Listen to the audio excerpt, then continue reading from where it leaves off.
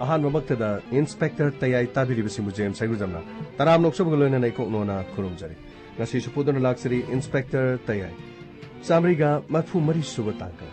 sandokchariba paringasi wakalna sagitchaba thawdo wathongatan hausi khingliba mate laikhidraba kanagumbaga mari leina jati mari leine haina takpiraklabadi aikoina madugi daika loba ngamjaro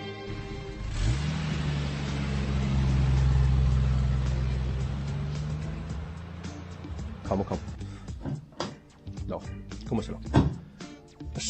I said, sir. Case ama loivaga ama as. Crino, Tabalution, Kibagaloina. Crino case, Matamatan Loy, Freddy, no I get of Nizar.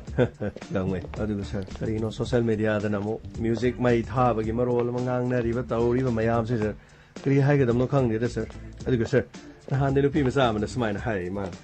Askarino, I coin a tavern so much in Javasibo, no sin alone up by 2 picre, Haying Hangsitiamuk Tingega, Quat Gega Hirani, Nasi Tinge, nothing at the no Sisu Tingbio. Smile headache for you, Annie, desert. Gangway. Winnie. No, do not meet a man cravenina, Tingwimatam, no man creator. Narang no su with the gi. Kai keep a singer do Narangi Moto, Nasi happy heavy Yavana Tidana. Could I dig into the sir? I do the amateur Yavana Tido. I do the Kai keep a singer no Alaga and Amu, when the songs of a needle, sir. Had a high keep a quart keep a matamdo last day, or ever quart belay with Ya Kidra quart and a songs of a near do Tobani, Lupa Lag, any sang money. Perinos are Jose Candy Tavan song with the so. Some kind of Tavan song, it made to put mud in, sir. As other sir, me, but a meeting current on Yamtonida. Made to put mulling into the boo. Me must summon up a singer seeing critic my town is there. Gumway, my mood by Bugano. Crinos are my down in a quiggy crino, disco, quiggy bar at over the miner. Made to put a mule, a sang mamo, angamo, hangapanamu, made to put mule. Crino, Migi Nupa, Sondana, Wa Karagat Hambaduso, Wa the Lanto Ogamanum, do the Mako to smile at things and things like a crino. Mobile Paraganam, Riva, Mayam, Karimayamdo, Magi, Masan Masedia, Matanatra, Migi Masama Suni Sini, Mayum the labor, Masan Maseduga, Chap man of a people Matoni, have a sick out talk name, sir. Gamay, Madubu Kangadi, Kariwaru the gay. Nupi have a sea Magi Sakamidana. Muduga. No Parman and Nupima the current taba have a sea, a mother in a current taba, Chamanari. Adubu, Totopalate, Malay Musigi, Chanabini, Aduga. Patabasing to the crime Torkumatamda. Makoibo Parge Koina Mutit Bajina, a Kuigi and a Binidana. I do over this, sir. I say the Sumatauto, the Hentaki and the Queen of Nissa. Say it away, but Pog, I had decided to Pog, the me say I'm the delay near the Busser. Paneam Poroso, me, Macain again, Taro, Hena, Taraktra, this, Criso, I live in that theatre, sir. Gamay, Adobo Chumi, Adobo. Let's see, I could among the Taribi shooting a say. I could send a matam Jana Sana, Amato in a Punsalakanda. I could Yamakanbo Waripama, Yamapang Jonana, Miamang the Quay Puna Lipinab. Amaga, Heineke Wopum sing darkness and everybody assume a singing them at the talk to be. Gariumatam the Kutapota assume a tabak sing a silapana, Toning Dabakara Tokpa, or the Yanning Dabakaradum, Black by Simasanatan. Honori Wapunamak Haitale, Tungi, my hero singing the Magdani, Aduga, Shinpam Masidiking Liba, artisting, Makushu, Tasin Hargadi Munung Purin. Hari besin pam singa sida leita besinga di masigi awaba sidi kanamata na di khango sir amaga su lady ni sir krino artist amana krino music kari pochai leiba khot baje sir yam wana leiba yawe sir krino ugi maru do foga riksho do puraga sing yon pam da uru du yolaga sir adu dagi phangbo paisa da harmonium lei haba gi wari su leido sir adagi krino sound loiba mi sing so krino nupi angangi sana thamaga Karino had a Taban Matung the Pido in Koto in a low bandop Tamba Korpa Kari Toba Mayam Siam Yano Bama later, Awabagi, the Awabasiam, the Labazani, Gamay, Awabadi Luina Legan, Sound Comacatanat, Gari Toriba, Untigi Tabak Suriba, Hotel the Tabak Toriba, Nigi Mung the Tabak Suriba, Yunkai Saba Chaliba, Omno Mactani, Adubu, Matam the Hyper Macagde. Masida quite again what he was singing say, Tabak Suba missing, Sin missing. Makwidi Tangai Singna, Tabak Shupam later can the Wabi one. Adu Mokoina Tabak Subumatam the Examiani Tabak Suruno have the Kanam Yog theatre. Aduga Artisingidi, Examiani, Kumai Harau Tobier, Harau Kumai Wina, ꯍꯥꯏꯔꯤꯕꯁꯤꯡ ꯑꯁꯤꯗ ꯃꯤꯌꯥꯝꯅ ꯎꯔꯀꯥꯟꯗ ꯃꯁꯤꯅ ꯁꯥꯇ꯭ꯔꯁꯤꯡꯒꯤ ꯄꯨꯟꯁꯤꯗ ꯑꯀꯥꯏꯕ ꯑꯗꯨꯒ ꯃꯈꯣꯏꯒꯤ ꯂꯥꯏꯔꯤꯛ ꯂꯥꯏꯁꯨꯗ ꯊꯋꯥꯏ ꯌꯥꯎꯔꯛꯂꯣꯏ ꯍꯥꯏꯕꯒꯤ ꯃꯃꯤ ꯑꯃꯈꯛ ꯂꯩ ꯃꯁꯤꯅ ꯉꯥꯏꯍꯥꯛ ꯂꯩꯇ ꯍꯧꯈꯤꯕ ꯆꯍꯤ ꯈꯔꯗꯒꯤ ꯈꯨꯟꯅꯥꯏ ꯑꯁꯤꯒꯤ ꯃꯍꯩꯔꯣꯏꯁꯤꯡ ꯑꯁꯤ ꯃꯥꯡꯕ ꯇꯥꯔꯦ ꯃꯨꯠꯄ ꯇꯥꯔꯦ ꯍꯥꯏꯗꯅ ꯍꯥꯏꯔꯤꯕꯁꯤ ꯃꯔꯨꯑꯣꯏꯅ ꯀꯨꯝꯍꯩ ꯍꯔꯥꯎꯗ ꯃꯗꯨꯒꯤ ꯃꯅꯨꯡꯗ ꯆꯤꯡꯕꯁꯤꯡ ꯑꯗꯣ ꯃꯗꯨ ꯊꯤꯡꯕꯒꯤ ꯊꯕꯛ ꯑꯁꯦ ꯆꯠꯊꯔꯛꯈꯤꯕꯅꯤ ꯑꯩꯈꯣꯏꯒꯤ ꯃꯇꯝꯗ ꯑꯩꯈꯣꯏ ꯐꯥꯏꯔꯦꯟ ꯄꯟꯆꯝꯅꯤꯒꯤ ꯂꯤꯂꯥ ꯇꯧꯕꯗꯣ ꯑꯗꯨꯝ ꯇꯧꯏ ꯑꯗꯨ ꯑꯩꯈꯣꯏ ꯄꯩꯈꯥ ꯊꯥꯒꯗꯕꯅꯤꯅ ꯌꯦꯡꯕ ꯆꯠꯇꯦ ꯂꯤꯂꯥ ꯍꯥꯏꯁꯦ ꯑꯗꯨꯝ ꯄꯨꯡ 2 ꯊꯥꯕꯜ ꯆꯣꯡꯕꯗꯨ ꯍꯟꯗꯛꯀꯤ ꯄꯔꯤꯈꯥ ꯃꯌꯥꯅꯤ ꯍꯥꯏꯅ ꯊꯥꯕꯜ ꯆꯣꯡꯕ ꯆꯠꯂꯛꯇꯦ ꯑꯗꯨꯕꯨ ꯍꯧꯖꯤꯛꯀꯤ ꯃꯇꯝꯒꯤ ꯅꯍꯥꯁꯤꯡꯗꯤ ꯑꯗꯨꯒꯨꯝꯕꯗꯣ ꯑꯃꯠꯇ ꯌꯥꯕ ꯅꯠꯇꯦ ꯑꯗꯨ ꯑꯣꯏꯔꯒ ꯁꯔ ꯁꯨꯃꯥꯏꯅ ꯇꯧꯕꯗꯤ ꯀꯔꯤ ꯀꯥꯏ ꯁꯔ ꯄꯔꯤꯈꯥ ꯃꯅꯨꯡꯁꯤ ꯄꯨꯂꯞ ꯃꯃꯥ ꯃꯄꯥꯅꯁꯨ ꯑꯗꯨꯝ ꯌꯥꯖꯒꯅꯤ ꯈꯜꯂꯤ ꯃꯁꯤ ꯌꯥꯝ ꯍꯔꯥꯎꯒꯅꯤ ꯈꯜꯂꯤ ꯁꯔ ꯃꯃꯥ ꯃꯄꯥꯁꯤꯡꯅ ꯃꯆꯥ ꯃꯆꯥꯒꯤ ꯐꯣꯟꯁꯤꯡꯁꯤ ꯂꯣꯏꯅ ꯂꯧꯁꯤꯜꯂꯒ ꯊꯝꯕ ꯅꯠꯇ꯭ꯔꯒ ꯁꯔ ꯄꯨꯝꯅꯃꯛꯀꯤ ꯑꯣꯏꯅ ꯐꯣꯟ ꯇꯧꯕ ꯈꯛꯇꯪ ꯌꯥꯍꯟꯕ ꯏꯟꯇꯔꯅꯦꯠꯀꯨꯝꯕ ꯀꯔꯤꯒꯨꯝꯕꯁꯤ ꯁꯔ ꯄꯨꯔꯥ ꯄꯔꯤꯈꯥ ꯂꯣꯏꯗ꯭ꯔꯤꯕ ꯐꯥꯎꯕ ꯍꯧꯕꯗꯒꯤꯅ ꯂꯣꯏꯕ ꯐꯥꯎꯕꯗ ꯊꯤꯡꯕꯗꯤ ꯀꯔꯤ ꯀꯥꯏ ꯁꯔ ꯒꯃꯩ ꯃꯗꯨꯕꯨ ꯌꯥꯔꯗꯤ ꯍꯣꯏ ꯐꯣꯟ ꯍꯥꯏꯕꯁꯤ ꯑꯦꯚ꯭ꯔꯤꯊꯤꯡ ꯑꯩꯈꯣꯏꯅ ꯈꯪꯗꯕ ꯑꯃ ꯃꯍꯩꯔꯣꯏꯁꯤꯡꯅ ꯑꯣꯖꯥ ꯑꯃꯗ ꯍꯪꯕ ꯑꯗꯨꯃꯥꯏꯅ ꯐꯣꯟꯗꯒꯤ ꯑꯩꯈꯣꯏꯅ ꯀꯃꯥꯟ ꯇꯧꯔꯒ ꯍꯤꯔꯝ ꯀꯌꯥꯗ ꯑꯩꯈꯣꯏꯅ ꯈꯪꯕ ꯌꯥꯏ ꯐꯣꯟꯒꯤ ꯀꯥꯟꯅꯕꯗꯤ ꯑꯗꯨꯃꯛ ꯍꯧꯖꯤꯛꯁꯤ ꯂꯩ ꯑꯗꯨꯕꯨ ꯍꯣꯏ ꯐꯣꯟꯗ ꯏꯟꯇꯔꯇꯦꯟꯃꯦꯟ ꯌꯥꯎꯏ ꯑꯗꯨꯒ ꯑꯩꯈꯣꯏꯒꯤ ꯋꯥꯈꯜ ꯑꯩꯈꯣꯏꯒꯤ ꯃꯣꯔꯦꯜ ꯅꯥꯀꯟ ꯑꯃꯗ ꯊꯩꯗꯣꯛꯈꯤꯅꯕꯁꯨ ꯌꯥꯎꯏ ꯐꯠꯇꯕ ꯂꯝꯕꯤ ꯀꯌꯥꯁꯨ ꯌꯥꯎꯏ ꯑꯗꯨꯒ ꯑꯩꯈꯣꯏꯒꯤ ꯏꯁꯥꯗ ꯃꯥꯡꯅꯕꯁꯨ ꯌꯥꯎꯏ entertainment nungai ba wakal pothaba adu isei nungai taba music nungai ba aduga akoi gi kari haitare pungning wakhan ingna leitana leinana bagi punamak mobile yaw aina sadona tatras adu buni ne sir madu mayam do larik paw haire ge som nakanda kolol no makum hangko thamani aduga som nakanda makotna message ta saksara bro ai larik pariye nang so larik paw ko horen larik pan marak ta message adum tharo ko sara sumaina sum taw le di sir mokoi larik paw do concentration do kadai de legi dornu sir adu orga di matam khar prekha loidri bhawa pulap thingbadi kari kai sir kanagi youtube oro kari sir moi loina encrypt toba yada ne sir youtube su kari su kraso yai gamai yada baliti message su salan da bi sumna tangi phone khatang toba aduga tangai phada basing adu madu thabak amadi aruba amadi wene ne khal as sir madu tang lengak sina tawbira di sir kari hai ni ko larik la su dal oine thawai yaw na leina na ba krino phone si matam khara prekha loidri ba phau khek hau di na loi phau thingjan me ya di sir hai bi wani de sir entertainment sing do makoi krino larik pa na kana gum de dum krino social media ta ting photo amuk ting adi krino sai da ting halar ga ting adum taw le di so na komai harau na du da ni hai da thingani so na kan na phone na moi na komai harau di he na taw bu di sir adai matang du wani de sir gamai yamna lukre hoi prithvi gi leri bale ba khudi mak ta hai tare malem gi leri bale bak sing da exam to go dori haidana kumai harau sports asigumba pangthok tuna leibadi yaudi yes aikhoi gi leba sigi mahiro sing mang batare aikhoi lekha tarani aikhoi khara chakhatna na bani haina hona bani satra sing honari ba lupuna mangno honari sing ase satra gi yai phana na bani adubu yai phana badi hona ba aduga satra sing aduni yai phana ba honari ba sigi yai phana ba makoi na taroktra gadi madusu yamna loi as sir ai wakan di sir larik sui tam tamau de ado krino handa kisuwana ti ko sir hayeng tung do sungare kri do sungare sir artist singi krino khara khan bi raga sir pura kakhat pi bagi mahuta khara pung khara to bi raga smaina pung nipan phau bi yai mapan phau bi yai natraga pung ani phau bi yai adu phau bi yai ga matam khara pi bi raga natraga kri hai ni sir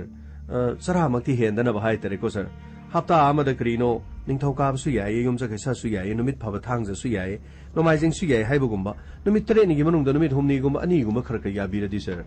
artist sing su sara makti he loi khale sir yamna sumi gamai adubu nang aina semu ya banati artist sing su imung puri bani makoi gi masa masu larik tamne makoi mi gi sendoi holi bani chengchak lei bani aduga makoi gi masa masu su exam thaba yaw godori bani aduga khwadi gi luba man atai sinpham da lebaga artist ka dikhar khena bale artist miyam marak ta thokpani miyam gi ngamok ni hai tare sir krino ngamok hai badi sir ngamok hai badi miyam gi mideng pham miyam gi achapot krino sir achapot hai badi sathok ka dabra sir nati gamai wahin hai badi artist mo rgadi makoi miyam marak ta khara aphaba thabak tawba tai khara lemba tai miyam dagi khara top na makoi punsi hing lebaki tholokpa isu kya da saruk ya batai aphaba thabak thorom kya da saruk ya batai artist samani haraga bender da phama yu thak leraba artist samani haraga lambi da suruk ching chat leraba artist samani number 4 guli chara miya marakta leitara ga di artist ki lefam leroi dori aduna thabak tawbu da su kari haitare खरा मीने हेक येंगबदा नुंगाइबा समना हारबदा artist अमनी हारगा लेबाक थितपा अदुगा थबक मसा तौबसे मखोइगी पुंसीदा हाइतारे मियामना थाखंथना खनिंगाइ मसाक अमा ओइब्रा सिगुमबगी वाफम खरसु ले होय मखोइदि मियामनि येंगु मतमदा मखोइ मियामनि मिदिंगफम ओइरबनिना celebrity हाइबदु ओइरबनिना मखोइ तरु तराना लेबा मखोइगी पुंसीसे Meena उबदा मियामना तमजनिंगाइ ओइबा ngakta अदुगुमगी सिनफम अमदसु ले अदुदि sir मखोइदि सम rickshaw थावबसु फरक्तानि ने गजर गोकुलदो असिदे रिक्शा थावय हायरदि मियामना करिनो मखनगनि गजर अस करिनो बोनीदो अस्तेदा सेक्स सोबमदा सेक्स सोबा याहावय हायरदि अस मियामना करिनो मखनबिगने सर सुमिनि गंमै अदुनिने हाइसे अदु खक्ता नति सर अदुदि बलादो असिदे इमा कथेना बोरायो लवे हायरदि नुंगाइगदर सर होइनि गंमै अदुनिनि आर्टिस्टसिंगना थबक मसा तौबसिंबु हंथबा थाक्ति येंगी हाइबगी वानति आर्टिस्टसिंगीदि सुगे नोंगे हायरकन अदुबु मखोइबु मिडियंग ताबिगदोरिबा येंबिगदोरिबसिंग अदुना अनेम्बा थबक तौई सिनमी अमा ओइ हायना मखोइबु था खंथना खनिंगाइगी मचाक अमा ओइ अदुना करि हायनि इसै सकपा फावबनी फिल्म कुंबनी नत्रगा आई म्यूजिक खोंबनी आर्टिस्ट अमनी हायना सखंगनबा मी अमना महाकी पुंसीदा महाना हिंगलिबा living of standard living of style दुदा महाना तौगदब थबक चिसु मकन खर खादे होय अपंग अपंग थबक सुखिबदी सर अदुनी ने सर अभिनावदो अस्तेदा मीगी होटल दा चाक लोखाक साम याहौई हायरदी मीना करिनो मखनबिगनी को सर अदुनी ने हायरिसे गामै अस करिनो ने काकुदो अस्तेदा करिनो ऑटो अमा थौरगा इमुंग मनुंग पोहोइगा हायरबा मीना लान उबिगदोनी को सर अदुनी ने हायरिसे गामै अस करिनो आर्टिस्ट सिंगी पुंसीदि सैता ओइबा अदुदनी ने sir ngarang manipuri masa maming naibा मी अमना असोमना हायरेने सर करि हायरिबा गामै माना हायबनी फेसबुक ता अखोइ आर्टिस्ट सिंग असि लेबाक मांगनब इरांग तौबा कुमै हरावगी मी ओइरे अखोइ सिना लेबाक की मांगनब थबक तौबा मी ओइरबनिना अखोइ लेबाक असिदा लैरुबगी अर्थ लैत्रे अखोइना छात्र खुनाइ असिगी मांगनब मसाक अमा हायबदु ओइरबनिना अखोइ से हाथोक पिरो अखोइ हाथोक लबदी मतुंग छात्र सिंगी अखोइ अमांग थबक अमत तौररोय अदोरबदी अखोइ हाथोक पिबद नतना अखोइ इतु इसा सिंग अदुसु अखोइना थाक्सबनिना अखोइगी इतु इसा सिंग अदुगा पुन्ना कोम अमा तौरो खोइ पुन्नमक मणिपुर लेबा आर्टिस्ट सिंगसी पुलप हाथोक पिरो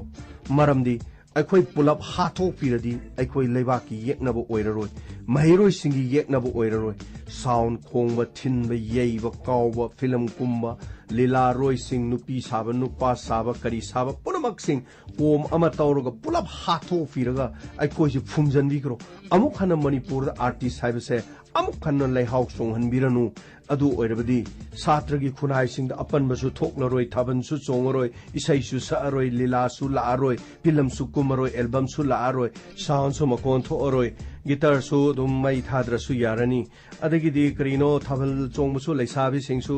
करिनो थाबल चोंद्रसु यारनी पखंगसिंगसु चोंद्रसु यारनी लेबाक तु इरांग लेतब कुमै हराव लेतब लेबाक ओरदी नुंगाइ याइफब अफाबा छात्र ngakta ngaidana लारिक तंबा अफाव IPS IAS अफाव ngakta ngaidana lamdam asi sokhatna artist सिंग अखोइ पुनमक असि कोम अचौबा अमा तौरु जेसीबीना अखोइ हाथोक पिरगा इतु इसा सिंग सिगा पुलप फुमजिनबिरो सर सोमना हायबगी वानी दे सर गंगै ऐसु तारे दु नंग खरे हेंजन हायबो माल सारा चोम नत्रो करिनो मखोइ आर्टिस्ट सिंग से मियामगी येंगनबा छात्र सिंगी येंगनबा ओरदी मखोइ सिंग हाय करिनो सही खुदिंग थिंगथोक थिंगजन अदु लाए थिंगथोक थिंगजन अमा तौरे थिंगथोक थिंगजन असि कनागुंबा अमता थबक सुबा मी सिंग थबक सुबा यारो हैना थिंगबदि लैते साक सारिबा मी सिंग से अयु की साक सारा साबसे तो नुमिदांग खक सारो हैना थिंगबसु लैते आर्टिस्ट सिंग न करिनो मखोइना तौसो द पांगथिंग थिंगबद लैबदुदि सर मखोइ सि येंगनबा नत्रो सर मखोइ सि मियामगी येंगनबा ओरदी सर करिनो मतुंग मनाव सही खुदिंगी थाबलसु सोंगदनबा अदुगा कुमै हरावसु तौदनबा लीलासु तौदनबा इसैसु तौदनबा पुलप हाथोखरदी सर करिनो मखोइगी मतु मसा सिंग पुलप कोम अमदा फुमक हाथोखरदी सर अमोना सिगुम थौदोकसि थोरोय गामै याबनति पुनम होनरिबा सिंग असि अखोइगी खुनाइ असि दे लेरिबा महिरोय सिंगी दम होनरिबन अदुगा तौदबसु यादबन मीगी लेबाक्तबुदि तौबन अखोइगी छात्र सिंगी पास तौबगी चांग नेमसलकपा अदुगा तुंगी युंबिरेल हाइबा सिंग असिगी महिरोइना ओइरकदोरिबन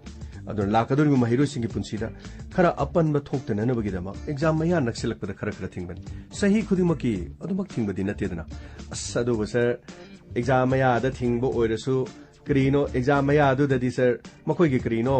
Prekasibu, Kumay Raumatam Hybrid Yoksang Matam the Nata Disinbia the bro. Ada Crino, January Gumba, December Gumba, the Silla sir, Adu Faroidro. Migi February, Mars, I would do the Yoksang Kumay Lere, Yoksang Kumay, the me, Ponama, Matum Marang, Howe, Angang, the Hanovi, the social media, the forward Ima Hanovi, Mana Song, Mataban Kutongo, Somina Torga, Manacarino Somodo, Somina Torga Song in Mana. Canana so to mine song mobile hating. Cried the Helaman Ponama, me, must not Pashat and Jerga Cracradu, Togzova Matamda, Hayen Kalenu Sara Matamda, Karina Yum the Gimapan, Toning the Matam the Canana, Tavan Song, have the Su Sound Kong, have the Su YBO, have the Sucanana, so YBO, sir. Adugi Matam the Lila, so YBO, say so to Viroido. Karino me talked of Matama to the port, Yolo, have a sama, and any sir. I hing the Bora Horiol, the Canana, I hing the Bora Chagani, sir. Yasang for me, Cricri in the ring, the Garichil, had the Bora, you'll be the poor Gatala, the cry, the Bora Chaga Pang weather, sir. Nasi the Nang Diamna, issues the Nang Di Yamna emotional oigrene. Sir, Aduginate, sir. Crino, Facebook to hang over the Crino, Amaso, Adam Tabalgi, Poche May Taki Bagi, Say Ting Bagi, Lila Ting Bagi, Adu, Togi, Artist Mayangi, Kolaugi, Krigi Kragi. I'm at the hide of Amatiaudi. Bra, Hosek top 10 Tabasi Crino. Me could you maxi, sir. Lo, in a tavan gimatang, you may have get do to get that or ting bagi. I don't have to learn high nervous, sir. I said topics is on the sacramalis. Gamay. Lebaki shoni, Canada Diaro. Punamaxe. Lebasi the lady Mia Punama, intellectual. Aduga, Tongan the lady Belari la Suhedaba, Lamdamasigi Luchingba, I quickly lady. I quickly Luching Purinkia lady. Masi Mayamsiga, Miam Punumkatana Rakanda, Karamna Toxige Amadi, Kari Kontang Tangsige have say, decision Ama Lauraga, Tongan Ba, CSO Sing, Lekai Lamdam the Ladybug Club, made up by Kun Kundig, Guardian Sing, Student Gi, Mama Passing, Oja Mahiru Sing, Aduga, Orchestra, Music, Lila, Isai, Pumnamak Pullakanda, Karamba Matam the Toxige, Kari Numitagi Toxige, Karamba Warip Nasige, Karamna Toxige. Madugi ayat pa the lak lagana kari toksige haibase miyam pono magna rule ama sema kanda ai khoigi furup asigi sokana na ba ba thabak tobada kari mata kaiti maduda kana go matani yelakani haiba thajiti tobudadi paw phong hodaba honari ba punamakti afaba ngakani artisting honari basu imung manung punana satragi lupsing honari basu satragi makhoi furikhaw gi damaktanati aduragadi punamakse gyan tana hodabadagi thokiba ngakani gyan tana punamak rule ama sema kana niyom ama semaga aikhoi lepak miyam ni gyana ba ama khapuraga chatminaragadi ama takaibadi leru anyway wafam asbigi kara thaidoga nahangi case adugi makha tarakpada akoina fangliba handwriting haibadi pencil iri handwriting adu handwriting ge expert madugi matungina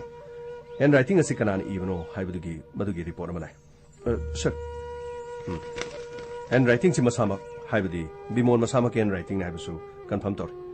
aduga forensic team na imung adu di yengchen ma matam da thongnau adu gi yot adu phakide haibasi so confirm tor sir angak pani ko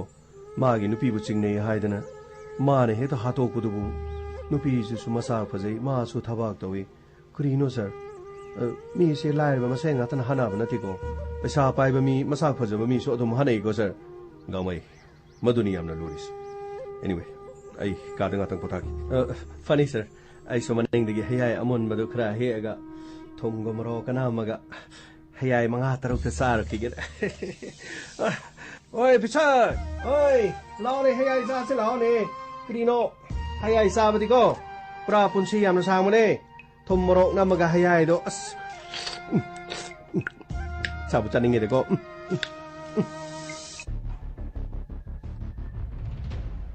nangna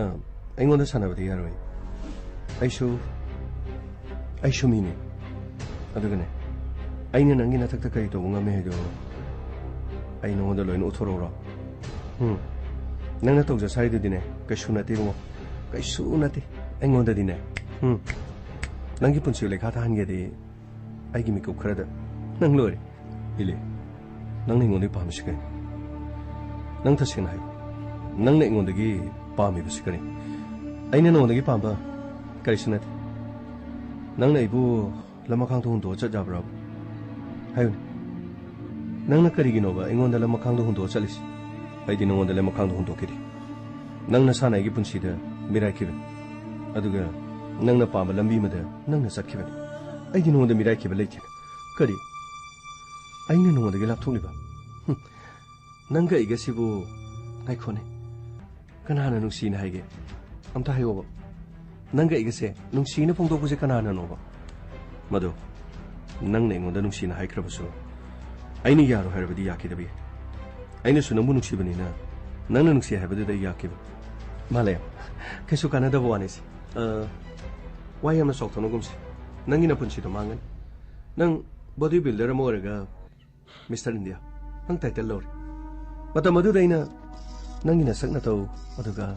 nangi hakchang nangi phibam nangi na ong na to dai na ngaujaki aduga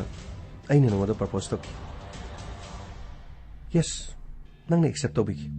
adubu khara le raga di nang nei bu hun to ga chatki ili aina nang bu hun to chatki banati nang na aiga mari leina leina na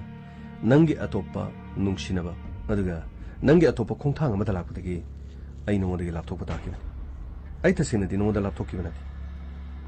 ai nongoda yamna haiji adubu nangna sana duma lapthokibani fareni aina lapthoe habadu ai yajari adu nang hoje kari tawge habanu ili ai di nongoda karisu singnaba laiti nangsu nangi lambida do moksal aishu aigi lambida do moksal aduga chaliba khongchat ani sigi lambi di tongal tongal nangsu nangi lambi aishu aigi lambi male madu yaroi nangna ibu sanaba yaba sanabiramaga aibu lam khangdo hundok lamadi yaroi ili aidi nongoda kariguma sanaba mata lekiti adudi social media do ina yengnarasiro ili nangna social media da karino thagargadosi nanga iga physical relation leina ke basunati yes nanga iga koi bachanmi nanga iga nungshine masina tana nanga igi marakta atopa ka henba nupa nupi anigi mari leina ke banati oh aduno oi batare no nangna ibu yamna usitha oidana nangna ngangli basakli bas ngasi dinang Mr. Universe nang yawgadore India represent ogadore aduna na mukhari bani ibungo nabi ma ile bagine nang support yamna phangbai wan hojikti nang di mai thirakani mai thibasu oin aduga mai thibasu oyo nang na kedo bai mai paktoino nang na igi phamda sanabiraga agi thamoi ka helaga ngasina nang na kari priya haibra is yamna masak phajabini nakhoi ni gi post na tana ngasidi social media se gengning dabana mit se nare mit chidigi i oror tare mado nang ni yeng na banati ai gi maru mapang sin yeng na nang di ai gi maru mapang sunati what kari atu kamna tukachaba wai nang ga iga kapki ba photo myam sio stingo nang ga iga sta lengo na ga kapi ba photo myam nang ga iga koi ba chapta kapi ba photo sio adu haina ki ba ngang na ki ba voice record punamak aingo da loina lei punamak singa do aina loina sijana gani oh nang di yamna chokhattaba nupi amani nang ai nungsinnaringai da leikiba ngangna kiba wafam kharadu ai puthoklaga nang yon ga dori bani matam aduda miyamna nangbu kari haina ga dagi nang oktabi amani haina miyamna ukin ai di nangi na famda karisu arhan ba tokiba leiti ai di nangbu thamoi sena nungsiki nangbu ai gi thawai makni khanjaki adu aina mapalamda Mr. Universe ki madu yauna nabagi aina tongamba special training ama in USA da chalingai matamda nangna mafam asida lehorga nangna chatkiba sajat lichat me hampuna mak aigi maru mapangsi miyam puno mana ingon da tamne madu khakta social media da nangi activities me madu puno mak singa do aina kayara khana to bigan haiduna nangi na famda haijaki adu lamket lam haiduna takiti nangi aningba pamada aina ayepagum thoki maduna matam puno mak nang aibu yekna bagum khan aina phone kaya rak tawkiba aina nonda call kaya rak tawkiba da nangna fsa tawkiba aduga aigi message kaya social media da thakiba message voice message kaya nangna usittana khumlakkiba wafam sing aigi famda sulai adu ai aroiba da ina warepki madudi ai nangi da magmatik sadri nanga ege lainariba mari punama aina nangondagi laptop panatana karigum upaya mata leiroi khanbadagi ahin kaya ai kauki aina nangu thamoi sena nungsi jabanina aigi thamoi dagi nangu laptop nanaba nangu tam khinanaba nangu kaungna bonabada ꯅꯨꯃꯤꯠ ꯀꯌꯥ ꯆꯪꯈꯤ ꯃꯗꯨꯅ ꯑꯩꯒꯤ ꯁꯥꯟꯅꯕꯗ ꯑꯌꯦꯠꯄ ꯀꯌꯥ ꯑꯣꯏꯔꯛꯈꯤ ꯑꯩ ꯋꯥꯈꯜ ꯄꯨꯝꯅꯃꯛ ꯁꯣꯟꯊꯈꯤ ꯑꯗꯨꯕꯨ ꯃꯃꯩ ꯊꯛꯅ ꯄ꯭ꯔꯤꯌꯥ ꯊꯦꯡꯅꯈꯤ ꯑꯣ ꯄ꯭ꯔꯤꯌꯥ ꯊꯦꯡꯅꯕꯗꯒꯤ ꯅꯪꯒꯤ ꯄꯨꯟꯁꯤ ꯀꯟꯈ꯭ꯔꯦ ꯁꯤꯅꯤ ꯐꯔꯦꯅꯤ ꯑꯃ ꯑꯣꯏꯔꯦ ꯉꯥꯡꯅꯅꯤꯡꯕ ꯉꯥꯡꯅꯔꯁꯅꯨ ꯍꯥꯏꯅꯅꯤꯡꯕ ꯍꯥꯏꯅꯔꯁꯅꯨ ꯅꯪ ꯃꯤꯌꯥꯝ ꯄꯨꯝꯅꯃꯛꯀꯤ ꯁꯄꯣꯔꯠ ꯌꯥꯝꯅ ꯐꯪꯉꯤꯗꯅ ꯍꯧꯖꯤꯛꯇꯤ ꯅꯪꯒꯤ ꯁꯄꯣꯔꯠꯁꯦ ꯃꯤꯌꯥꯝꯅ ꯉꯥꯡꯅꯅꯕ ꯃꯤꯌꯥꯝꯅ ꯆꯩꯅꯅꯕ ꯅꯪꯕు ꯇꯨꯀꯠꯆꯅꯅꯕ ꯅꯪꯕꯨ ꯑꯩꯅ ꯌꯣꯟꯕ ꯇꯥꯔꯦ ꯑꯗꯨꯒ ꯌꯣꯜꯍꯟꯅꯤꯡꯗ꯭ꯔꯕꯗꯤ ꯄꯩꯁꯥ ꯀꯔꯤ ꯄꯩꯁꯥ ꯂꯨꯄꯥ ꯀꯌꯥ ꯍꯥꯏꯌꯨ ꯅꯪꯅ ꯑꯩꯒꯤ ꯄꯨꯟꯁꯤꯗ ꯑꯃꯨꯛ ꯌꯦꯠꯇꯅꯕ ꯑꯃꯨꯛ ꯍꯟꯅ ꯑꯩꯒꯤ ꯃꯥꯡꯗ ꯂꯦꯞꯇꯅꯅꯕ ꯍꯥꯏꯌꯨ ꯂꯨꯄꯥ ꯀꯌꯥꯅꯣ ꯅꯪꯅ ꯄꯥꯝꯃꯤꯁꯤ ꯂꯨꯄꯥ ꯀꯌꯥꯅꯣ ꯑꯩꯅ ꯄꯥꯝꯂꯤꯕ ꯂꯨꯄꯥꯁꯤ ꯅꯪꯕꯨ ꯂꯩꯖꯔꯕ꯭ꯔꯣ ꯃꯤꯁꯇꯔ ꯏꯟꯗꯤꯌꯥ ꯑꯃꯨꯛꯇꯪ ꯂꯧꯔꯦꯅ ꯅꯪꯅ ꯈꯜꯂꯤꯁꯤ ꯇꯥꯏꯇꯜ ꯄꯨꯝꯅꯃꯛ ꯅꯪ ꯂꯧꯔꯅꯤ ꯁꯤꯔꯣ ꯅꯪ ꯄꯩꯁꯥ ꯍꯦꯟꯅ ꯄꯥꯏꯔꯦ ꯁꯤꯔꯣ ꯐꯔꯦꯅꯤ ꯅꯪꯒꯤ ꯄꯩꯁꯥꯗꯣ ꯑꯩ ꯈꯔꯗꯪ ꯍꯥꯏꯒꯦꯅ ꯇꯧꯕꯅꯤ ꯑꯗꯣ ꯌꯥꯝꯅ ꯍꯥꯏꯔꯔꯣꯏ ꯅꯪꯒꯤ ꯄꯩꯁꯥ ꯌꯥꯝꯅ ꯄꯥꯏꯕ ꯃꯤꯁꯨ ꯅꯠꯇꯕꯅꯤꯅ ꯑꯗꯨꯕꯨ ꯑꯩꯒꯤ ꯄꯨꯟꯁꯤꯗ ꯅꯪꯅ ꯁꯥꯟꯅꯔꯝꯕ ꯑꯗꯨꯒ ꯅꯪꯒ ꯑꯩꯒ ꯀꯥꯞꯃꯤꯟꯅꯈꯤꯕ ꯐꯣꯇꯣ ꯀꯌꯥ ꯁꯤꯗ ꯌꯥꯎꯔꯤꯕꯁꯤꯡꯁꯤ ꯎꯔꯦꯗꯅ ꯁꯦ ꯐꯣꯟꯁꯤ ꯇꯥꯍꯧꯔꯕꯁꯨ ꯌꯨꯝꯗ ꯑꯩꯒꯤ ꯀꯝꯄ꯭ꯌꯨꯇꯔꯗ ꯑꯩꯒꯤ ꯍꯥꯔꯗ ꯗꯤꯁꯛꯇ ꯌꯥꯎꯔꯒ ꯂꯩ ꯃꯁꯤ ꯄꯨꯝꯅꯃꯛꯁꯤꯡꯁꯦ ꯑꯩꯅ ꯃꯊꯪ ꯅꯨꯃꯤꯠ ꯈꯔꯅꯤꯁꯤꯒꯤ ꯃꯅꯨꯡꯗ ꯑꯩꯅ ꯊꯥꯒꯠꯂꯅꯤ ꯑꯗꯨꯅ ꯊꯥꯒꯠꯂꯅꯤꯡꯗ꯭ꯔꯕꯗꯤ 1 crore ꯂꯨꯄꯥ ꯀꯔꯣꯔ ꯑꯃ ꯀꯗꯥꯏꯗꯒꯤ ꯀꯔꯣꯔ ꯑꯃ ꯑꯩꯗꯤ ꯑꯗꯨꯛ ꯌꯥꯝꯕ ꯁꯦꯟꯐꯝ ꯀꯗꯥꯏꯗꯒꯤ ꯅꯪꯒꯤꯗꯨꯗꯤ ꯑꯩꯕꯨ ꯁꯤꯡꯅꯕꯅꯤ ꯑꯩꯒꯤ ꯄꯨꯟꯁꯤꯗ ꯁꯤꯡꯅꯕꯅꯤ ꯑꯩꯒꯤ ꯆꯠꯂꯝꯗꯥꯏ ꯃꯇꯝ ꯅꯛꯁꯤꯜꯂꯛꯄ ꯃꯇꯝꯗ ꯑꯩꯒꯤ ꯏꯖꯠ ꯂꯩꯈꯥ ꯇꯥꯅꯅꯕꯒꯤꯗꯃꯛ ꯅꯪ ꯁꯤꯟꯒꯦ ꯁꯤꯅꯤꯅꯤ ꯑꯩ ꯑꯗꯨ ꯑꯗꯥ ꯑꯃꯠꯇ ꯈꯪꯗꯦ ꯅꯪꯒ ꯑꯩꯒ ꯌꯦꯁ ꯑꯔꯣꯟꯕ ꯃꯔꯤ ꯀꯥ ꯍꯦꯟꯅ ꯂꯩꯅꯈꯤꯗꯦ ꯑꯗꯨꯕꯨ ꯈꯔ ꯅꯛꯁꯤꯟꯅꯕꯒꯤ ꯐꯣꯇꯣꯁꯤꯗꯤ ꯂꯩꯗꯅ ꯑꯗꯨꯅ ꯁꯣꯁꯤꯌꯦꯜ ꯃꯤꯗꯤꯌꯥꯗ ꯅꯪꯕꯨ ꯊꯥꯒꯠꯄ ꯇꯥꯔꯦ ꯈꯪꯍꯟꯕ ꯇꯥꯔꯦ ꯃꯥꯂꯦꯝ ꯅꯤꯡꯊꯧꯖꯥ ꯀꯅꯥꯅꯣ ꯃꯁꯥ ꯃꯎ ꯐꯔꯕ ꯃꯤꯁꯇꯔ ꯏꯟꯗꯤꯌꯥꯒꯤ ꯇꯥꯏꯇꯜ ꯂꯧꯔꯕ ꯑꯗꯨꯒ ꯍꯟꯗꯛ ꯃꯤꯁꯇꯔ ꯌꯨꯅꯤꯚꯔꯁꯀꯤꯗꯃꯛ ꯏꯟꯗꯤꯌꯥ ꯔꯤꯄ꯭ꯔꯖꯦꯟ ꯇꯧꯗꯨꯅ ꯆꯠꯀꯗꯧꯔꯤꯕ ꯃꯍꯥꯛꯀꯤ ꯂꯝꯆꯠ ꯁꯥꯖꯠ ꯑꯩꯅ ꯎꯠꯊꯣꯛꯀꯅꯤ ꯑꯩꯅ ꯈꯪꯍꯟꯒꯅꯤ ꯑꯗꯨ ꯑꯣꯏꯔꯕꯗꯤ ꯃꯤꯌꯥꯝ ꯄꯨꯝꯅꯃꯛꯅ ꯅꯪꯕꯨ ꯀꯔꯤ ꯉꯥꯡꯅꯒꯅꯤ ꯀꯔꯤ ꯍꯥꯏꯅꯒꯅꯤ ꯑꯗꯨ ꯈꯜꯂꯣ ꯑꯩ ꯆꯠꯀꯦ ꯏꯂꯤ ꯑꯩꯅ ꯍꯥꯏꯁꯤ ꯇꯧ ꯃꯗꯨꯒꯤ ꯃꯇꯝ ꯍꯦꯜꯂꯦ ꯅꯪ ꯌꯥꯝꯅ ꯃꯨꯛꯈꯤꯗꯥꯏꯅꯤ ꯌꯦꯡꯅꯔꯁꯦ ꯉꯁꯤꯗꯒꯤ ꯍꯌꯦꯡ ꯁꯤꯐꯥꯎꯒꯤ ꯃꯅꯨꯡꯗ ꯄꯩꯁꯥ ꯌꯧꯔꯛꯑꯗꯤ ꯌꯥꯝꯅ ꯐꯅꯤ ꯁꯤꯐꯥꯎ ꯃꯅꯨꯡꯗ ꯌꯧꯔꯛꯇ꯭ꯔꯒꯅ ꯁꯣꯁꯤꯌꯦꯜ ꯃꯤꯗꯤꯌꯥꯗ ꯑꯣꯏꯅ ꯊꯦꯡꯅꯔꯁꯦ ꯑꯩꯒꯤꯗꯤ ꯃꯥꯡꯖꯈꯤꯁꯅꯨ ꯀꯩꯁꯨ ꯀꯥꯏꯕ ꯂꯩꯇꯦꯗ ꯑꯗꯨꯕꯨ ꯌꯥꯗꯦ ꯍꯥꯏꯕꯗꯨꯃꯗꯤ ꯃꯌꯦꯛ ꯁꯦꯡꯅ ꯇꯥꯛꯀꯅꯤ ꯅꯪ ꯀꯅꯥꯅꯣ ꯃꯤꯌꯥꯝ ꯄꯨꯝꯅꯃꯛꯇ ꯑꯩꯅ ꯃꯌꯦꯛ ꯁꯦꯡꯅ ꯈꯪꯍꯟꯒꯅꯤ ꯑꯗꯨꯒ इली कनानो हाइबदो खंगहनगन चलुखिगे बाय इली करिनो तोगदो दामले कइनो हुजिकि नुपीदुबो माने अइना नोंदा हाइबा नुपीदनी अइगा हाना खंगनरमनी मागी ममिंग इली कौई करिनो मागी मोंगदुबो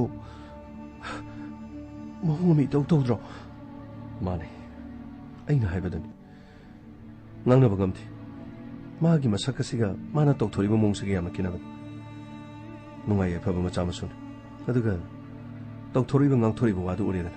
nang tahobra aidi manungdi ising logena changubadudagi thoroppada maga sankatna lerambadudha ai swaida tumina dum leiraba karimta khalun maga ga khangna loina ringaida photo khara kaminaki hariba photo singa do social media da loi thagar kani hari थागनिंद्रबदी लुपा crore मा पियोय अदु गामनबा सेनफम खनाइदगी लौरगन कइनो हाइसिबो दमले photo सिंग अदु थागलकनबदी चटकदोरिबा थबकसिगा अदुदि यामना खुदोंग चारोय अदुदि कमाइ तोबा प्रिया यामना काइबा photo बुदि नथि मागा इगा लेंगोनरगा कापा photo खरन अदुबु माना पिरकदुरबा caption सिंग अदुना करि ओरकदगी हाइबदुदि खंगबो ngapti यामना Eega मागा मोंग चादना photo काखिबदि लेथि अदुबु नुंसी नुंगन हाइबसिदि नुंसीनरिंगि मतमदा ngangnakiba wahi aduga ma kaiga hainakiba wahi khra voice record na singba thagalakadra tawanga manupi kari makhari shoidana torkani khale ꯑꯗꯨꯕꯨ ꯑꯗꯨꯛ ꯌꯥꯝꯂꯕ ꯁꯦꯟꯐꯝ ꯑꯗꯨꯗꯤ ꯑꯩꯗꯤ ꯀꯗꯥꯏꯗꯒꯤ ꯂꯧꯔꯒꯅꯤ? ꯆꯠꯂꯝꯗꯥꯏꯁꯤꯗ ꯑꯩꯒꯤ ꯄꯨꯟꯁꯤ ꯃꯥꯡꯅꯅꯕꯅꯤ ꯃꯥꯅ ꯇꯧꯔꯤꯁꯤ. ꯗꯥꯃꯂꯦ, ꯑꯩꯈꯣꯏꯅꯤ ꯑꯃꯨꯛ ꯇꯣꯡꯅꯔꯁꯤꯔꯥ? ꯗꯥꯃꯂꯦꯝꯒꯤ ꯊꯕꯛꯇꯨ ꯆꯠꯂꯝꯗꯥꯏꯁꯤꯗ ꯑꯃꯨꯛ ꯀꯥꯏꯔꯗꯤ ꯀꯃꯥꯏꯅ ꯇꯧꯅꯤ? ꯀꯩꯅꯣ, ꯑꯩ ꯃꯇꯝ ꯄꯨꯝꯅꯃꯛꯀꯤ ꯑꯣꯏꯅ ꯂꯥꯞꯊꯣꯛꯈ꯭ꯔꯣꯔꯥ? ꯗꯥꯃꯂꯦꯝꯒꯤ ꯄꯨꯟꯁꯤꯗ ꯑꯀꯥꯏꯕ ꯑꯣꯏꯔꯅꯤ. ꯀꯩꯅꯣ ꯄ꯭ꯔꯤꯌꯥ, ꯅꯪ ꯍꯥꯏꯗꯨꯕꯨ? ꯀꯔꯤꯒꯤ ꯅꯪꯅ ꯂꯥꯞꯊꯣꯛꯀꯗꯣꯏꯅꯤ? ꯃꯥꯅ ꯑꯩꯒ ꯑꯃꯨꯛ ꯍꯟꯅ ꯅꯨꯡꯁꯤꯅꯁꯦ ꯍꯥꯏꯕꯒꯤ ꯅꯠꯇꯦ. ꯃꯥꯒꯤꯗꯤ ꯆꯠꯈ꯭ꯔꯤ. ꯃꯇꯝ ꯑꯃꯗ ꯑꯩꯅ ꯇ꯭ꯔꯦꯅꯤꯡ ꯇꯧꯗꯨꯅ ꯂꯩꯔꯤꯉꯩ ꯃꯇꯝꯗ ꯑꯩꯅ ꯃꯉꯣꯟꯗ ꯄꯥꯝꯗꯕ ꯀꯌꯥꯔꯛ ꯍꯥꯏꯈꯤ. ꯑꯗꯨꯕꯨ ꯃꯍꯥꯛꯅ ꯑꯃꯠꯇ ꯌꯥꯈꯤꯗꯦ. ꯃꯍꯥꯛꯀꯤ ꯉꯥꯎꯕ, ꯀꯣꯏꯕ, ꯆꯠꯄ, ꯃꯊꯣꯡ ꯃꯔꯝ ꯈꯪꯗꯕ ꯃꯍꯥꯛꯀꯤ ꯄꯨꯟꯁꯤ ꯑꯗꯨꯗ ꯑꯩꯅ ꯉꯥꯎꯔꯨꯕ, ꯑꯩꯅ ꯅꯨꯡꯁꯤꯔꯨꯕ, ꯑꯩꯅ ꯑꯔꯥꯟꯕ ꯑꯣꯏꯈꯤꯕꯅꯤ. ꯑꯩꯅ ꯃꯉꯣꯟꯗ ꯀꯌꯥꯔꯛ ꯍꯟꯅ ꯍꯥꯏꯈꯤ. ꯑꯩꯅ ꯍꯥꯏꯕꯁꯤ ꯌꯥꯗ꯭ꯔꯕꯗꯤ ꯑꯩ ꯅꯪꯒꯤ ꯄꯨꯟꯁꯤꯗꯒꯤ ꯂꯥꯞꯊꯣꯛꯆꯔꯒꯦ ꯍꯥꯏꯕ ꯃꯇꯝꯗ ꯃꯍꯥꯛ ꯑꯩꯉꯣꯟꯗ ꯇꯊꯤ ꯍꯥꯏꯔꯛꯈꯤꯕꯅꯤ. ꯃꯥꯒ ꯑꯩꯒ ꯑꯍꯥꯟꯕ ꯊꯦꯡꯅꯕ, ꯃꯥꯒ ꯑꯩꯒ ꯄꯨꯟꯁꯤꯒꯤ ꯏꯍꯥꯟ ꯍꯥꯟꯅ ꯊꯦꯡꯅꯈꯤꯕ ꯃꯤꯀꯨꯞ ꯑꯗꯨꯗꯗꯤ ꯃꯍꯥꯛ ꯑꯁꯨꯝꯅ ꯇꯧꯒꯅꯤ ꯍꯥꯏꯕ ꯑꯩ ꯊꯥꯖꯈꯤꯗꯦ. ꯑꯗꯨꯒ ꯈꯔ ꯂꯩꯔꯕ ꯃꯇꯨꯡꯗ ꯅꯨꯡꯁꯤꯅꯕ ꯍꯥꯏꯕꯁꯦ ꯀꯨꯏꯔꯛꯂꯒ ꯅꯨꯡꯁꯤꯅꯕꯒꯤ ꯃꯌꯥꯏ ꯆꯝꯂꯛꯄꯒꯨꯝ ꯑꯍꯥꯟꯕꯗ ꯑꯩꯕꯨ ꯃꯍꯥꯛꯅ ꯅꯨꯡꯁꯤꯕꯤꯔꯝꯕ, ꯃꯃꯩꯊꯪꯗ ꯈꯔ ꯂꯩꯔꯒ ꯃꯈꯨꯠ ꯆꯠꯂꯛꯂꯕ ꯃꯇꯨꯡꯗ ꯑꯩꯕꯨ ꯃꯐꯝ ꯑꯃꯗꯒꯤ ꯑꯃꯗꯒꯤ ꯀꯧꯗꯨꯅ ꯃꯍꯥꯛꯀꯤ ꯄꯥꯔꯇꯤ ꯃꯐꯝ ꯈꯨꯗꯤꯡꯃꯛꯇ ꯑꯩꯕꯨ ꯁꯛ ꯇꯥꯛꯅꯅꯕ ꯑꯣꯏꯔꯛꯈꯤ. ꯃꯤꯁꯇꯔ ꯏꯟꯗꯤꯌꯥ ꯇꯥꯏꯇꯜ ꯐꯪꯂꯕ ꯃꯤ ꯑꯃꯈꯛ ꯃꯥꯒꯤ ꯇꯨꯡꯗ ꯂꯩꯔꯦ ꯍꯥꯏꯕꯒꯤ ꯃꯑꯣꯡꯗ ꯃꯥꯒꯤ ꯄꯥꯔꯇꯤ ꯈꯨꯗꯤꯡꯗ ꯑꯩ ꯇꯨꯡ ꯏꯟꯅꯅꯕ ꯃꯥꯒꯤ ꯕꯣꯗꯤꯒꯥꯔꯗꯀꯤ ꯃꯑꯣꯡꯗ ꯑꯩ ꯂꯩꯈꯠꯂꯛꯈꯤ. ꯑꯗꯨꯕꯨ ꯑꯩ ꯕꯣꯗꯤꯒꯥꯔꯗ ꯑꯃ ꯑꯣꯏꯅ ꯂꯩꯕ ꯄꯥꯝꯗꯦ. ꯑꯩ ꯐ꯭ꯔꯤ ꯑꯣꯏꯅ ꯑꯩꯒꯤ ꯄꯨꯟꯁꯤꯗ, ꯑꯗꯨꯒ ꯑꯩꯅ ꯐꯪꯒꯦ ꯈꯜꯂꯤꯕ ꯄꯥꯟꯗꯝ ꯄꯨꯝꯅꯃꯛ ꯐꯪꯕ ꯄꯥꯝꯃꯤ. ꯃꯁꯤꯃꯛꯅ ꯉꯁꯤꯁꯨ ꯑꯩ ꯂꯦꯞꯄ ꯂꯩꯇꯅ ꯍꯣꯠꯅꯔꯤꯗꯅ. ꯑꯗꯨꯕꯨ ꯃꯍꯥꯛꯀꯤ ꯄꯥꯔꯇꯤꯗꯨꯗ ꯑꯩꯕꯨ ꯌꯨ ꯊꯛꯎ, ꯑꯗꯨꯒ ꯃꯥꯒꯤ ꯃꯔꯨꯞ ꯃꯄꯥꯡꯁꯤꯡꯗꯨꯒꯤ ꯃꯃꯥꯡꯗ ꯑꯩꯕꯨ ꯖꯒꯣꯏ ꯁꯥꯎ ꯍꯥꯏꯗꯨꯅ ꯑꯩꯕꯨ ꯌꯣꯡ ꯁꯥꯔꯒ ꯖꯒꯣꯏ ꯁꯥꯜꯂꯒ ꯌꯨ ꯄꯤꯊꯒ ꯃꯥꯅ ꯅꯨꯡꯉꯥꯏꯕꯒꯤ ꯋꯥꯈꯜ ꯑꯃ ꯈꯜꯂꯤ. ꯑꯗꯨꯕꯨ ꯄ꯭ꯔꯤꯌꯥ, ꯑꯩ ꯃꯗꯨ ꯄꯥꯝꯗꯦ.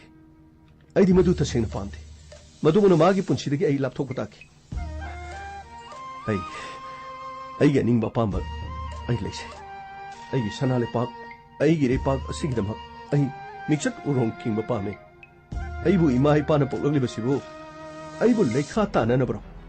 ꯑꯗꯨꯒ ꯃꯍꯥꯛꯅ ꯇꯧꯅꯤꯡꯕ ꯇꯧꯁꯅꯨ. ꯃꯥꯅ ꯀꯔꯤ ꯇꯧꯕ ꯉꯝꯗꯣꯔꯤꯕ? ꯑꯗꯨ ꯗꯥꯃꯂꯦ, ꯀꯗꯥꯏꯗꯒꯤ ꯂꯨꯄꯥ ꯀ꯭ꯔꯣꯔ ꯑꯃ ꯂꯧꯗꯣꯏꯅꯣꯕ? ꯃꯥꯅ ꯊꯥꯒꯠꯂꯛꯀꯗꯧꯔꯤꯕ ꯐꯣꯇꯣꯗꯨꯅ ꯑꯃꯨꯛ ꯗꯥꯃꯂꯦꯝꯒꯤ ꯄꯨꯟꯁꯤꯗ, ꯗꯥꯃꯂꯦꯝꯒꯤ ꯀꯦꯔꯤꯌꯔꯗ ꯑꯃꯨꯛ ꯑꯁꯣꯏꯕ ꯂꯥꯛꯂꯕꯗꯤ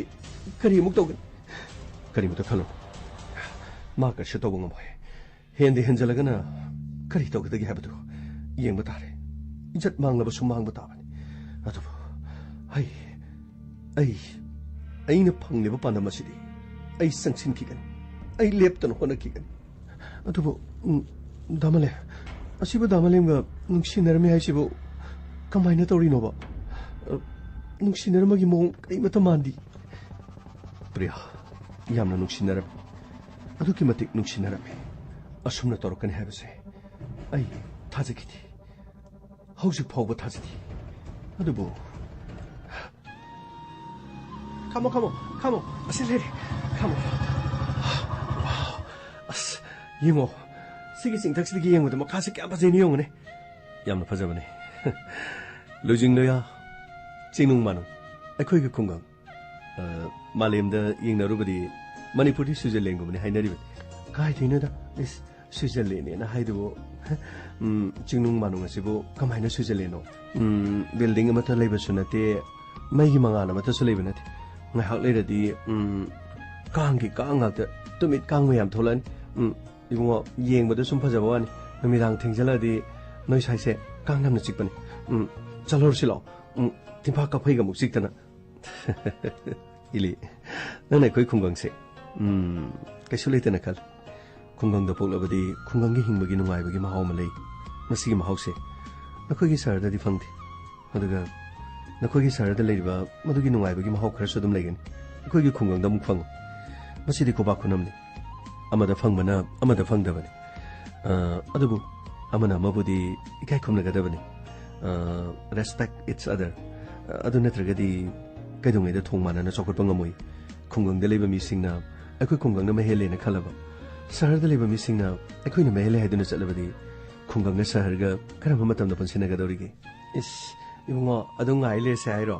khungang sahar ga di kai dong medane thong mana na chakot pa sungang ngamoi sahar na dum hela dong khungang ni hela ka ne na nang da tareng khai pau da hai ki bro adu gi na te deli chakot pa di sahar na dum hen ki bi adu bu sahar na chakot li base khungang da gi mi yam na sahar du da lak pa da gi la lo ni tik tau ba da gi sathok sasin tau ba da gi khungang da le ri ba mi yam asina punam sahar da karar akhoi khungang da dum pulap karani hai du na ka khra ba di sahar da su sahar da le ri ba mi khra du na tana khungang da gi mi ma ta ubangam yare bunga yare is noi khungang dei ka khalak pa mi mayam do na ne sahar mo la li se sai ri ba insang na pi yo li ba mana ma sing yo li ba sai thok pa mi chil li ba ban go oi ba no mi si di ne noi khungang dei mi character di ne sahar se pung hang hang jan akhoi di angang mayam ma chong tho ga cricket pu sana ba ne bon bu sana ba ne ban no mi te sanai du udro adu bu di ui hoi nang na khungang hai ba wa hi se nang ina sa da susendra ba ni na hai tar khungang mu nungsi ba di yo ro adu bu khungang dagi thorok li ba bothok mayam asina iramdam gi khwai digi maroi bo ri ban sahar da lei ri ba mi ne sa ri ba thak ri ba punama khungang dagi miyoi sing asina puthorok ba bothok ngata nani cheng do oiro aduga insang na pi do oiro atai punama oi bungo ekhoi di loi na mak ne mapalam dei pusala pa gak ta sai khungang dagi pukhalak pa di makhoi makhoi gi chana na ba tonga na thai hai aduga ne yo na ba na tonga na thai aduga ne tilhida ka ji pang ap ta hap chali aduna akhoi amata saadi khangbra akhoi na sari ji di tonga tongan ba chinjak sune akhoi tonga le hojik ti chakhut pagi matung ina awon ba hong ba cheng su basmati aduga ne aha ba athot pa cheng sing aduga as yam leide da hojik ti ili nana khungang gi punsi gi mahau se nana khangda tawri aduga se nang ga hing thungnar ga khungang da leiba ngamoi na hair ka doiro ai di kari gi noi khungang che lei doiba nang adu yam chawba mi mo oi doi di ai khoi gi sar da lei ga da ba aduga aina no dai di plan tawro yumin kho leina ba tawro si ngamoi ko ai di hayeng noi khungang si daga kang tumit marak si ai di leiba ngamoi ko no si daga la ga phanek se lo ko khummo phi ye lo adu to ada to ai di yung ga pala su khongrao uredana western style ai di nang munung siri se adu mai na karan toranga haira de huntu ga sakhi du jane di as ile kaino minang na haido hekta ba nu ngai ta ba wanga ta asing bane damale ai nang munung si ado nokoi khungang ji kitang haina de ba ai kitang ol kitang change ba kitang new life ko ai siam talle ba nang ne khoi gi khungang gi punsi se nang na khangda da na tawri hoi fare ado matam se thingre kamai to ba chala se mam sale ba ado photo matang ka mina se namit manga chida sono chalo khar chung jalo we ka inu khangdi hoi nakhuto thangalo yarida horen social media da mu thagala ko as thagal loi kaino angao bana ti kaino onsalo se son onsalo se kari nakshal o haiba kari no gang hoi se once more yare yam fazare adudi chalasira chalase lo mobile lero ele aina na budi thamosena nuksi je adubu nangna deibu thamosena nuksi biribra haibase aidi amumu gyan si mangba yawi karino nanga iga nungsi haisibo aina hana phongdoku natro ai emu nangna mirai rage hareiro aduga toksalakunu ko phawre mi na masa khange gaina aiga mirai ramadi ba aidi hayeng namang de songthoga ne koi law hita law du jani masini ma ga yeleng na ringa da asing mo mo mata tonga ba angak po mo kya ne damale magi mo ngdu di adum hana di du maina sum to bro towe masi khakta nati tambada loi banai party ke ara maga chapmina se haidana chamina ki miya mangda aduga makhoi gi mari mata sing makhoi gi kajan sing haidana amaga aduga aibuna magi bodyguard ko aduna ngasino onsilaga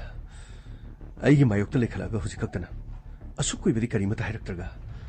lupa crore ama piu natrabati photo punama thagat kani hair libas ai izat yona na ba ai gi mix thina na ba ai bu lekha thana na ba yeng batare damale kadai digi lupa crore ama no ba pi dois priya yeng ki paisa ti pininga le kari to gudu gi habadu yeng batare tana Luckily, luckily, Inspector, TAYAI, TAYAI, TAYAI. Luckily, luckily, luckily, luckily, Inspector, TAYAI, TAYAI, TAYAI.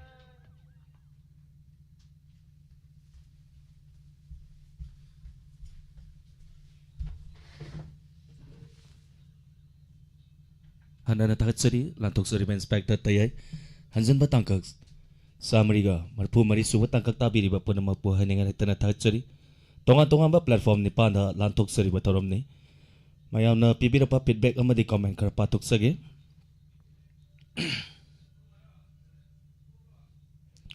thank you torom sarya birapa torom masigi matung tarak pada lantok sagani isai sakna si 7005 707 808 call to birak na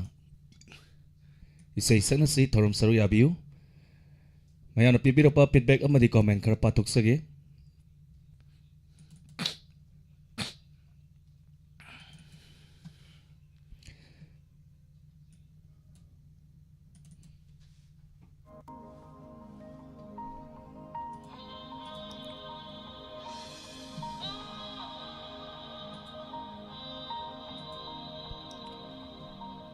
Zente kuma tagat seri Sanggita sapam tagat seri Thorom Saru Yabirapa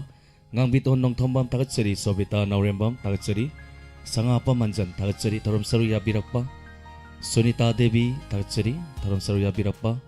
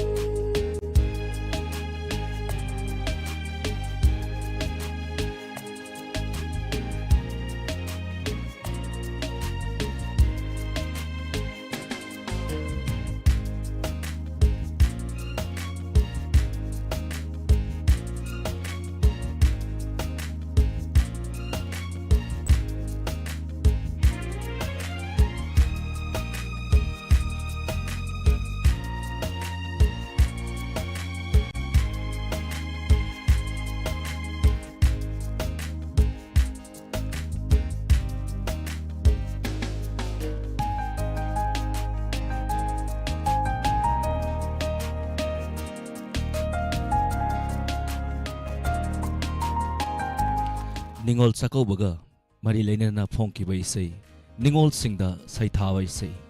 Kudol Tamjari Maya Punda Muktaminasi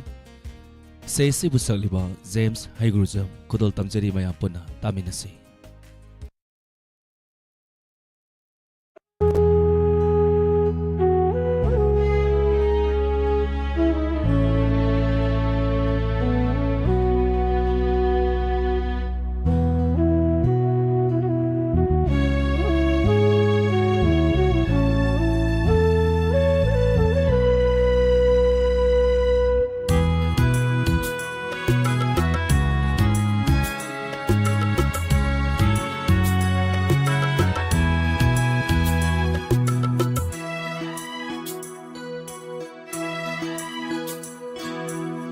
Ningol Shingi Jako Tha Lakle Lakle Hiyangai Ningol Jako Tha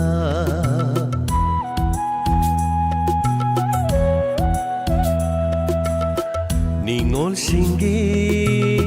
Jako Tha Lakle Lakle Hiyangai Ningol Jako Harawino pa mai kai pang na tha ningol singi cha câu tha ningol singi cha câu tha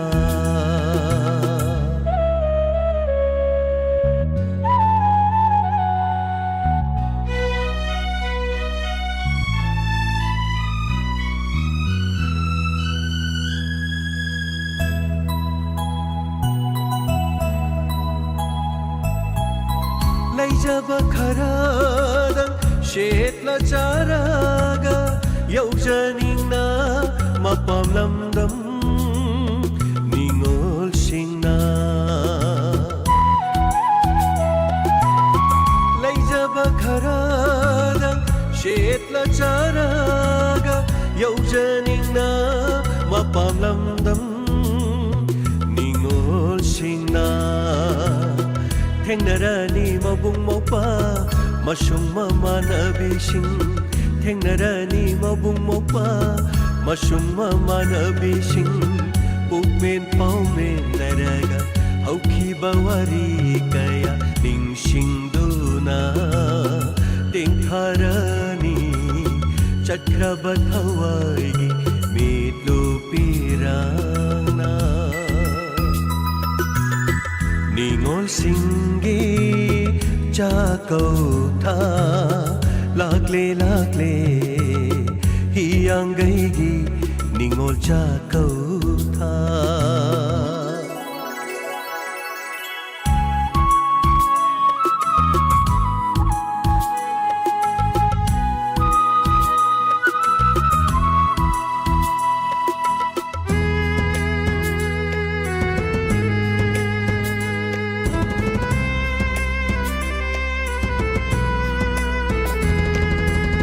Kanalay jadraba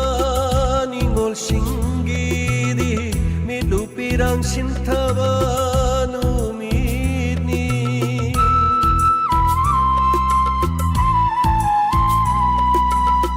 Kanalay jadraba ningol singidi milupirang sintaba numidni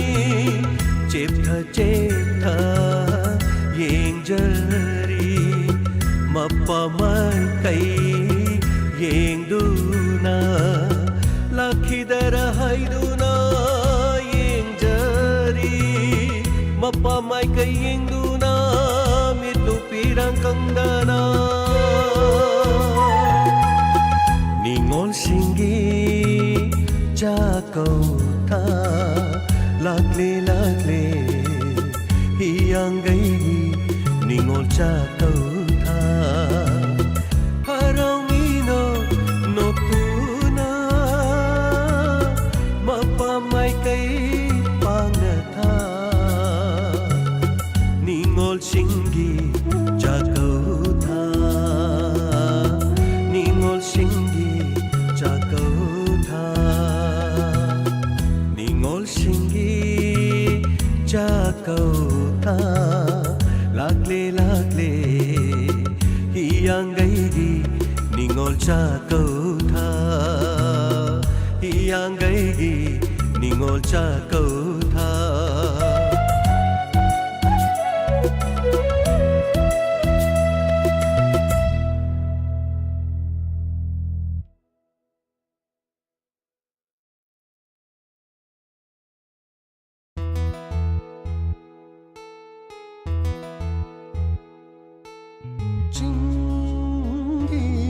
Leirang lei nung si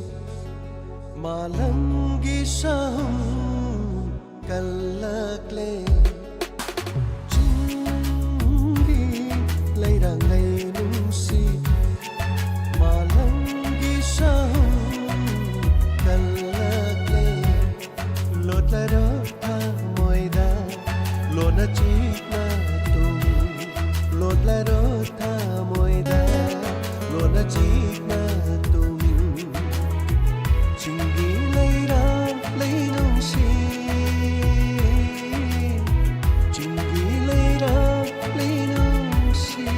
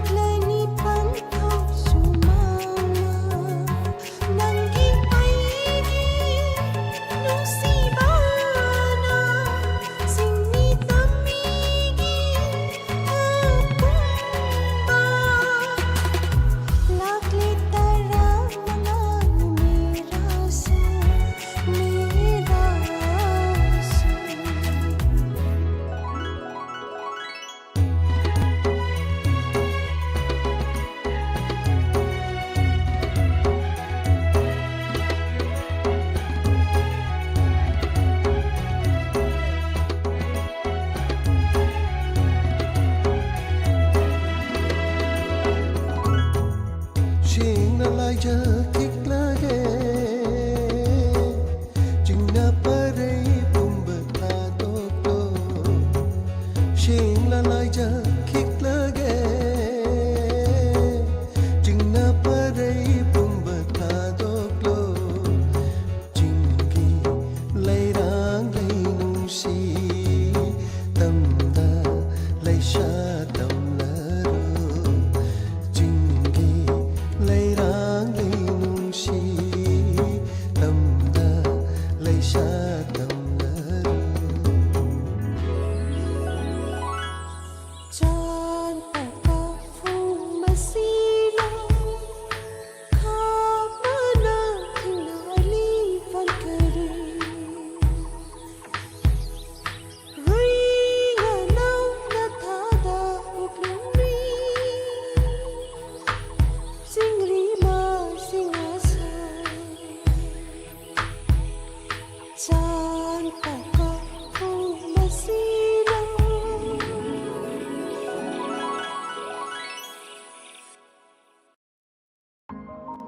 Hana takat suri lantuk suri ben inspector tayai hansan batangkak tabiri ba mayam pun magpo. Aten ba break ang magimatong da isay sakna si taro mayam pun na saru yamin na si 7005 707 80 call to birak na isay sakna si taro saru yamin yabiyo. Hojiki yun na dimiko kardang mayam nagilaptok sige aten ba break ang tang lausari.